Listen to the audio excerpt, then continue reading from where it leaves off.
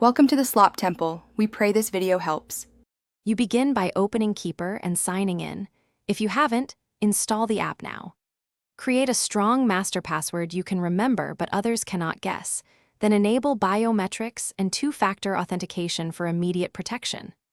Once done, import existing passwords or manually add 1 to 3 critical records like email and bank accounts so the vault has useful data. This first step secures access and seeds the vault so you can work efficiently from the next slide.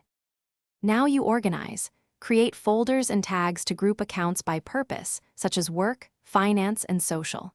Add custom fields for notes, recovery codes, or account numbers so information is complete.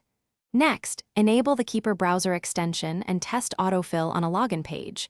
Make sure the right record matches the domain. Generate new strong passwords for weak entries and save updates.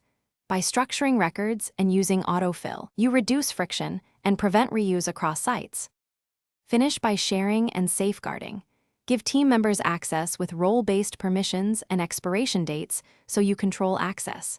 Set up encrypted backups and print or securely store a recovery kit that includes your master password hint or emergency contacts. Make sure to test a recovery flow so you know it works.